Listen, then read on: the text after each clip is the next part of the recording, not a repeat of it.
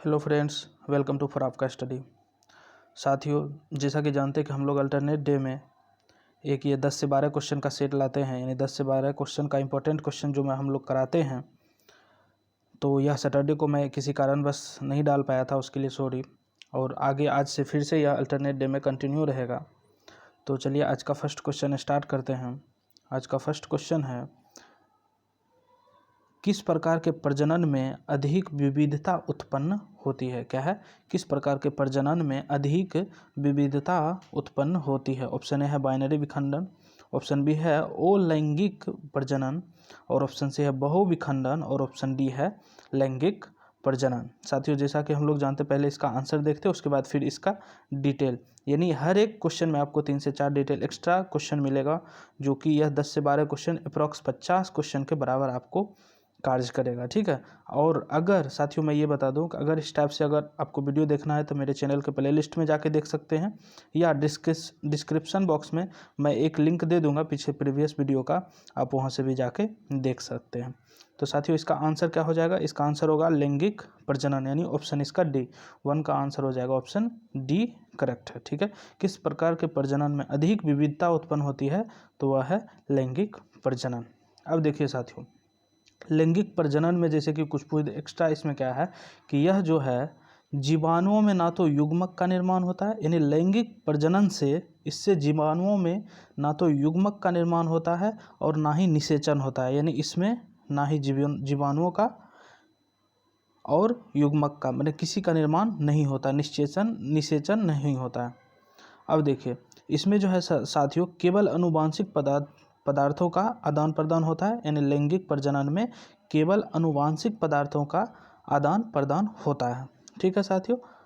और आनुवांशिक पुनर्योजन कहते हैं इसी को, लैंगिक प्रजनन को ही आनुवंशिक पुनर्योजन कहते हैं।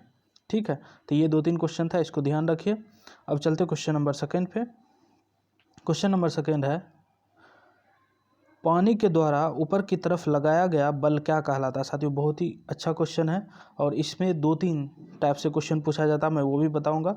ऑप्शन ए देखिए गुरुत्वाकर्षण शक्ति, ये तो होगा नहीं। घनत्व डेंसिटी, ये होगा, चूंकि पानी के द्वारा ऊपर लगाया गया बल पूछ रहा तो घनत्व ऐसे ही कैंसिल हो जाएगा। उत्प्लावन बल, हाँ हो सकता है घर्षण, यानी ऑप्शन बी और ऑप्शन डी तो आप ऐसे ही कैंसिल आउट कर सकते हैं। अब ऑप्शन ए और ऑप्शन सी में देखिए क्या है, गुरुत्वाकर्षण शक्ति यानी ग्रेविटेशनल फोर्स, ये भी नहीं होगा। उत्प्लावन बल, ग्रेविटेशनल फोर्स जो है यह एयर में यानी एटमॉस्फेयर में ग्रेविटेशनल फोर्स लगता है जब, लेकिन यह बोला है कि पानी के द्वारा ऊपर की तरफ लगाया गया बल। जैसे साथियों मैं एग्जाम्पल के साथ बताता हूँ, जैसे ये हो गया वाटर, इस तरह से अब मान लीजिए वाटर है, ये वाटर सरफेस है, यानी पानी का जो है यहाँ तक, जैसे नदी है या फिर कोई बाल्टी में आप पानी लेके कर सकते हैं, और यहाँ पे वाटर सरफेस पे एक जैसे 100 ग्राम का आप एक ऑब्जेक्ट इस पे रख दिए, 100 ग्राम 200 जितने भी रखना रख दिए, तो इसमें क्या होता है साथियों कि यहाँ का जो पानी है, जितना यहाँ का पानी क्या हटा डिस्प्लेस करके ये यहाँ पे, चूँकि इसका डेंसिटी ज़्यादा है तो ये यहाँ आके चला जाएगा, तो यानी यहाँ का जो है पानी यह इधर यानी डिस्प्लेस होके यानी थोड़ा सा उठ जाएगा। एक तो ये क्वेश्चन बोलता है कि अगर 100 ग्राम का इसमें पत्थर डाल दिए कि पानी के बाल्टी में, तो यह पानी का जो है लेवल, जैसे यहाँ अभी h है या 1 मीटर 2 मीटर कुछ भी मान सकते हैं, अगर h है तो बाद में क्या होगा?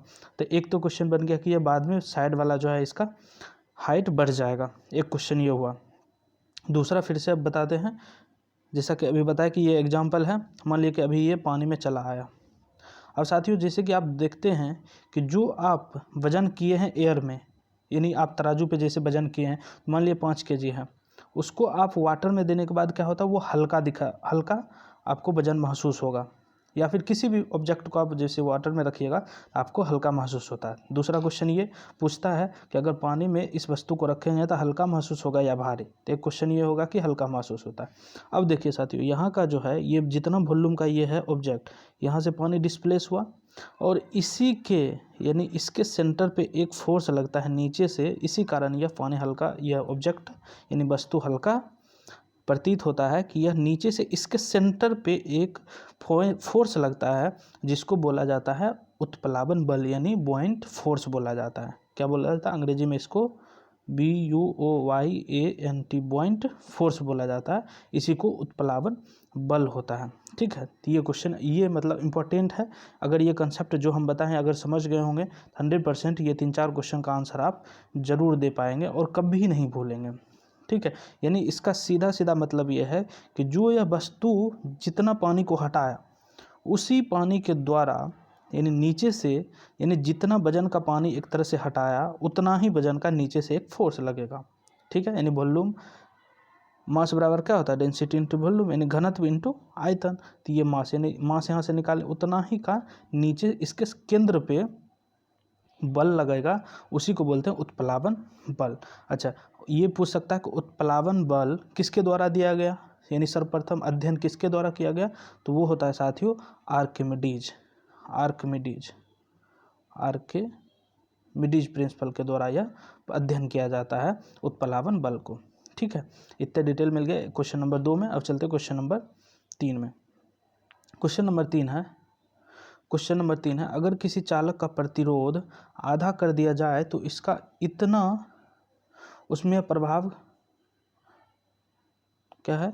अगर किसी चालक का प्रतिरोध आधा कर दिया जाए तो उसका उसमें ये इतना हटा दीजिए तो उसका उसमें प्रभाव क्या हो जाएगा, ये क्वेश्चन पूछा है कि अगर यानी R जो है प्रतिरोध R को कर दिया है, जैसे R1 मान लीजिए R/2 कर दिया, तो इसका उसमें प्रभाव क्या होगा। तो साथियों इससे पहले वाले यानी इससे सेकंड लास्ट या थर्ड लास्ट में क्वेश्चन इस टाइप से क्वेश्चन बताए हैं और ये फार्मूला बताए हैं कि उसमें मान का Q इक्वल टू, या इसी को हीट लिख सकते हैं, या उष्मा बराबर I²RT। ये फार्मूला आपको ध्यान रखना। इससे कभी कभी क्वेश्चन भी पूछ देता, करंट दे दिया, रेसिस्टेंस और टाइम दे दिया और हीट का मान पूछ लिया। एक तो ये क्वेश्चन हुआ, ये formula Q equal to I²RT।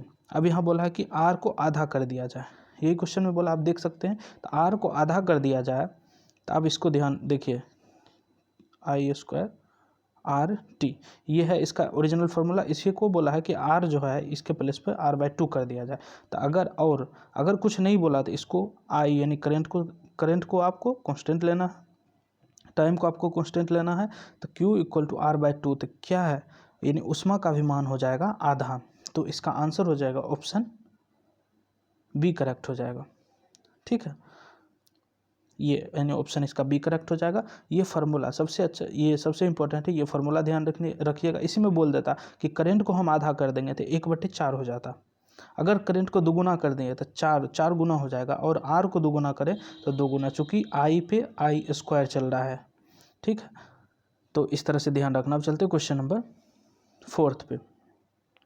Question number 4 बहुत ही इजी क्वेश्चन है, और इस टाइप से ही क्वेश्चन अगर आपको न्यूमेरिकल क्वेश्चन पूछेगा तो उसमें बहुत इजी क्वेश्चन रहता है। आप आराम से, सिर्फ फार्मूला आपको याद है तो आराम से आप बना सकते हैं। जैसा कि क्वेश्चन नंबर 4 है, बोला है जब 21 न्यूटन के एक बल को 3 किलोग्राम द्रव्यमान वस्तु पर लगाया जाता है तो उत्पन्न त्वरण कितना होगा। त्वरण, यहाँ त्वरण नहीं है फ्रेंड्स, ये होता है त्वरण, यानी एक्सेलरेशन कितना होगा, ये लिखा है। तो अब देखिए इसका फार्मूला, जैसे कि आप लोग को पता है और इस टाइप से क्वेश्चन शायद कराया भी हूँ आप लोगों को।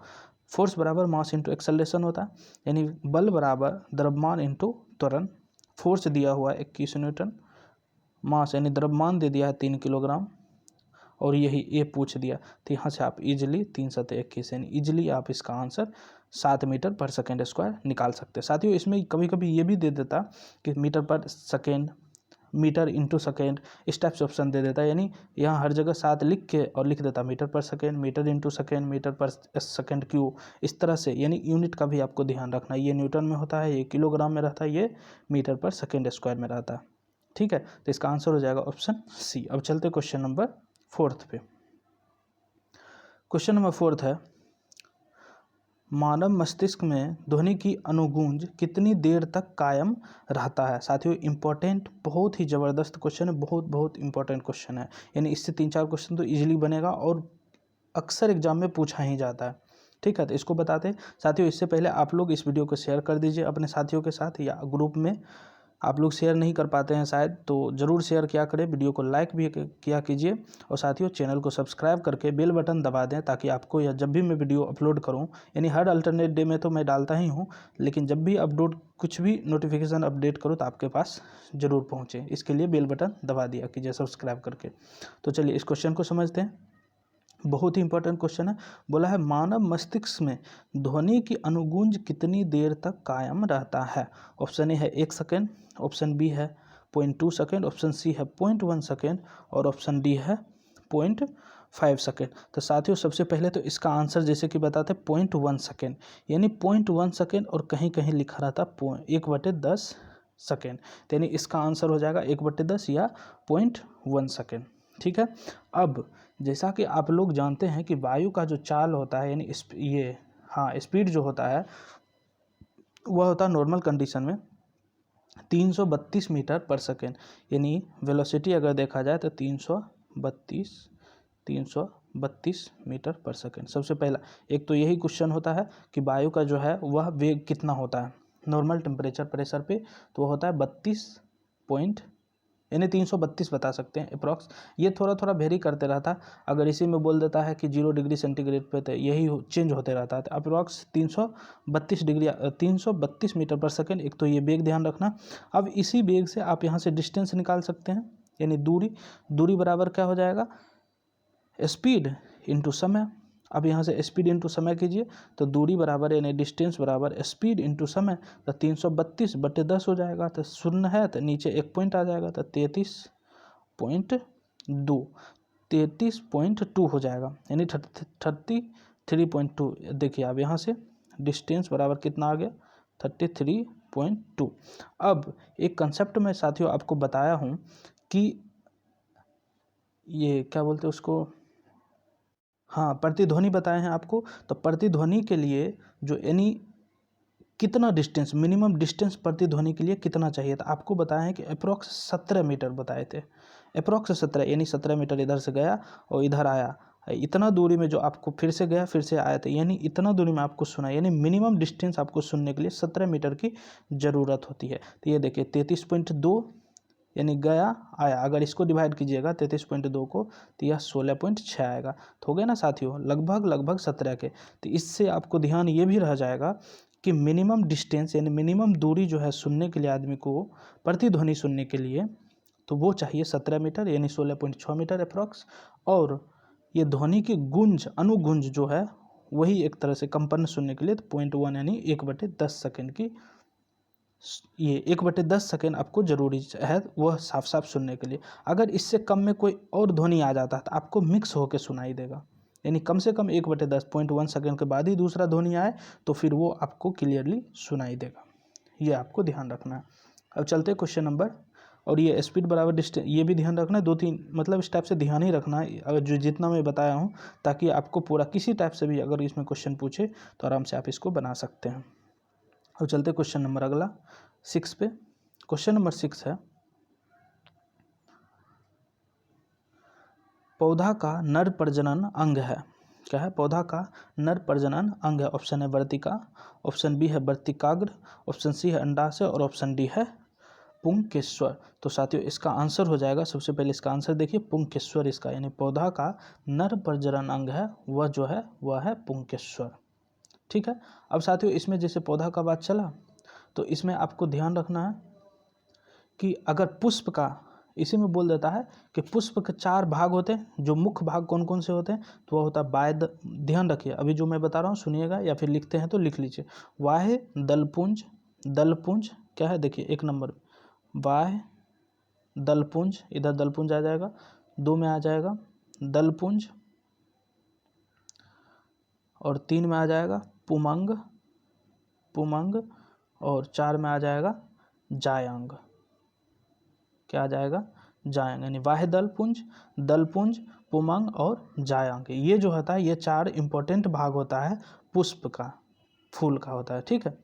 और पुमंग जो है साथियों, या पुमंग या पुंकेश्वर जो बोलते हैं, तो यह पुमंग जो है यह पुष्प का तीसरा चक्र भी है, यानी 1 2 3 पे लिखे भी हैं, तीसरा चक्र भी है, और यह नर अंगों का बना होता है। जैसा कि यहाँ नर प्रजनन बोला है, तो यह पुमंग जो है पुंकेश्वर, यह नर अंगों का बना होता है, ये आपको ध्यान रखना है। ठीक है, अब चलते क्वेश्चन नंबर 7 पे। क्वेश्चन नंबर 7 है, अत्यधिक प्रतिरोध वाले चालक को क्या कहा जाता है? क्या बोला? अत्यधिक यानी बहुत ज़्यादा प्रतिरोध वाले चालक को क्या कहा जाता है? ऑप्शन ए है चालक, ऑप्शन बी है विद्युत रोधी, ऑप्शन सी है प्रतिरोध, ऑप्शन डी है अर्धचालक। सबसे पहले तो आपको ध्यान रखना, क्वेश्चन को समझना है। बोला अत्यधिक प्रतिरोध, यानी प्रतिरोध यानी अत्यधिक बाधा डालने पर, सीधा सीधा यानी चालक को बाधा डाला जाएगा तो क्या होगा? तो सबसे पहले ये चालक, ये तो ऑप्शन ए तो ऐसे ही खत्म हो जाएगा। पर विद्युत रोधी हो सकता है, प्रतिरोधक हो सकता है, अर्धचालक, यह भी ऑप्शन खत्म, यानी बी और सी में। साथियों अगर इस टाइप से अगर दो ऑप्शन आप कैंसिल आउट कर दीजिएगा तो आराम से, यानी प्रोबेबिलिटी प्रतिशतता जो होता है वो कम से कम 50% चांस तो हो ही जाएगा सही होने का। एक तो ये मेथड है, अगर कुछ नहीं समझ में आए तो। बाकी इसका देखते हैं, तो क्या बोला है? अत्यधिक प्रतिरोध यानी प्रतिरोधक, यानी ऑप्शन इसका सी तो करेक्ट होगा ही। ठीक है, यानी अत्यधिक प्रतिरोध वाले चालक को क्या कहा जाता है? तो प्रतिरोध कहा जाता है, ऑप्शन इसका सी करेक्ट है। अब चलते क्वेश्चन नंबर नेक्स्ट पे। क्वेश्चन नंबर नेक्स्ट है 8। ये बहुत ही आसान क्वेश्चन है, आप सभी लोग इसका आंसर तो जानते ही होंगे। बैंक में हमेशा होता है, क्या है? बैंक में हमेशा होता है, क्या होता है? ऑप्शन ए है खाता धारक, ऑप्शन बी है प्रबंधक, ऑप्शन सी है लॉकर, और ऑप्शन डी है एटीएम। बैंक में हमेशा बोला है, देखिए प्रबंधक यानी बैंक मैनेजर जो होता है वह जरूरी नहीं हमेशा 24 घंटा तो नहीं रहता, और ड्यूटी किया आराम से चला गया। हाँ, लॉकर में आप लोग थोड़ा फंस सकते हैं, एटीएम तो ये जरूरी नहीं कि एटीएम बैंक के अंदर ही हो। खाता धारक और लॉकर, साथियों सबसे पहले हाँ लॉकर हो सकता है बैंक में हमेशा, लेकिन लॉकर में जैसे आप ही लोग या फिर वहाँ का जो रुपया रखा रहता है बैंक लॉकर में, तो खाता धारक, अगर आप खाता धारक हैं तभी तो लॉकर का यूज कर पाएंगे, थोड़ा सोचने वाला बात है। तो इसीलिए यानी खाता धारक पहले, जब तक वहाँ का खाता धारक नहीं बनिएगा, कंज्यूमर नहीं बनिएगा वहाँ का, तब तक आपको लॉकर से कोई मतलब नहीं रहेगा। तो इसलिए इसका आंसर जो है वो मोस्ट करेक्टली आंसर है ऑप्शन ए, यानी खाता धारक इसका, यानी बैंकों में हमेशा क्या होता है? तो खाता धारक होता है, ऑप्शन ए इसका करेक्ट है। अब चलते क्वेश्चन नंबर 9 पे। क्वेश्चन नंबर 9 है, निम्न धातुओं में से कौन सी धातु आयरन क्लोराइड से लोहे का विस्थापन करती है? क्या है? निम्न धातुओं में से कौन सी धातु आयरन क्लोराइड से लोहे का विस्थापन करती है? ऑप्शन ए है सीसा, ऑप्शन बी है टीन, ऑप्शन सी है चांदी, और ऑप्शन डी है जस्ता। तो साथियों पहले इसका आंसर जान लीजिए, जस्ता, यानी निम्न धातुओं में से कौन सी धातु आयरन क्लोराइड से लोहे का विस्थापन यानी डिस्प्लेसमेंट कर देती है? आयरन क्लोराइड से, आयरन क्लोराइड FeCl2 से इसमें लोहे को विस्थापन कर देती है, यानी Fe को हटा के यहाँ पे ये जिंक को ही जस्ता बोलते हैं, जिंक यहाँ पे, आयरन को हटा के जिंक यहाँ पे आ जाती है। तो इसका आंसर जो हो जाएगा वो हो जाएगा ऑप्शन डी। अब देखिए साथियों क्यों यह हटा देती है इसको? तो लोहे जो है यह जस्तीकृत यानी इससे रिएक्शन करने के जंग को लगने से रोकता है, यानी लोहा इससे रिएक्शन करके यानी उसको हटा के ये जंग से रोकने का काम करता है। सबसे पहला तो ये है, और इसी में इससे एक्स्ट्रा जैसे कि कभी कभी ये क्वेश्चन पूछ देता है साथियों कि झूठा सोना आप लोग जानते होंगे, या बेवकूफ़ों का सोना कहा जाता है, तो वह किसको कहा जाता है? तो इसी में है, तो यानी आयरन से ही क्वेश्चन है, तो इसलिए मैं इसका बता देता हूँ। तो ये कहा जाता है आयरन सल्फाइड को। क्या है? आयरन सल्फाइड को क्या बोला जाता है? झूठों का सोना बोला जाता है, झूठों का सोना या बेवकूफ़ों का सोना कहा जाता है। ठीक है, ये ध्यान रखना आपको। अब चलते क्वेश्चन नंबर 10 में। क्वेश्चन नंबर 10 है, 4वीं शताब्दी, हिस्ट्री का क्वेश्चन है साथियों, ध्यान से देखना, इससे 3-4 क्वेश्चन इंपॉर्टेंट मैं बताऊंगा अभी। क्या बोला है? 4वीं शताब्दी की शुरुआत में गुप्तों ने किस जगह एक छोटा सा साम्राज्य स्थापित कर लिया था? क्या है? 4वीं शताब्दी के शुरुआत में गुप्तों ने किस जगह, यानी गुप्त मतलब गुप्त वंश से है, किस जगह एक छोटा सा साम्राज्य स्थापित कर लिया था? ऑप्शन ए है बतापी, ऑप्शन बी है अवध, ऑप्शन सी है मगध, ऑप्शन डी है मालवा। तो साथियों इसका आंसर जानते हैं, यानी ऑप्शन सी हो जाएगा मगध। यानी क्या है? गुप्त वंशों ने एक 4वीं शताब्दी में गुप्त वंशों ने एक छोटा सा मगध साम्राज्य का स्थापित कर लिया था। अब गुप्त वंश से 3-4 क्वेश्चन ये बनता है। तो सबसे पहला कि गुप्त वंश के संस्थापक किसको माना जाता है? क्या है? गुप्त वंश के संस्थापक। ये क्वेश्चन बता रहा हूँ साथियों, इस टाइप से क्वेश्चन पूछ सकता है या फिर पूछा जाता है। गुप्त वंश के संस्थापक किसको माना जाता है? तो वो माना जाता है श्रीगुप्त। क्वेश्चन नंबर 1 हो गया। अब क्वेश्चन नंबर 2 सुनिए। चंद्रगुप्त फर्स्ट जो है वह गुप्त वंश के वास्तविक संस्थापक है।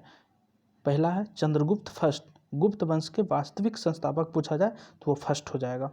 और महानतम शासक पूछा जाएगा गुप्त वंश के तो वो हो जाएगा सेकेंड। यानी संस्थापक फर्स्ट है और महानतम शासक सेकेंड को माना गया। ठीक है। और एक जो बताए थे गुप्त वंश का संस्थापक श्री गुप्त को माना जाता है। ठीक है। और कभी कभी ये पूछ देता है कि इसके अंतिम शासक कौन था? तो वो था भानुगुप्त शासक। यानी भानुगुप्त था इसका अंतिम शासक, जिसका भानु का ही नाम था, विष्णुगुप्त नाम था। ठीक है। ये सब ध्यान रखिए। यानी 3-4 क्वेश्चन ये इंपॉर्टेंट क्वेश्चन बताए हैं। और फिर से एक बार रिपीट कर देते हैं कि यानी गुप्त वंश का संस्थापक श्रीगुप्त को माना जाता था। चंद्रगुप्त फर्स्ट जो था वो वास्तविक संस्थापक था और सेकेंड महानतम शासक था, माना जाता था। ठीक है। तो ये क्वेश्चन, ये आज का लास्ट क्वेश्चन था साथियों। भले ही 10 क्वेश्चन मैं इसमें कराया हूँ, लेकिन आपको इसमें 50 क्वेश्चन का कंटेंट मिल रहा है। और यह शायद 16 या 17वां है यह। इससे पहले जो वीडियो कराया हूँ उसको आप देख लीजिए, अप्रॉक्स 400 से 500 क्वेश्चन करवा चुका हूँ। तो अगर आप इतना धीरे धीरे कवर करते जाइएगा तो जैसे ही लॉकडाउन, साथियों आप लोग भी जानते हैं, जैसे ही लॉकडाउन खत्म होगा, एग्ज़ाम धराधर पूरा जो भी एग्ज़ाम होना है तेज़ी से होने लगेगा, एक्स्ट्रा टाइम आपको नहीं मिलेगा। तो यही एक बेस्ट मौका है कि आप लोग तैयारी करते रहिए और सुरक्षित रहिए और अपने साथियों और अपने परिवार को भी सुरक्षित रखिए। ठीक है साथियों, वीडियो को शेयर करते रहिए और लाइक भी किया कीजिए। Thank you, thanks for watching this video.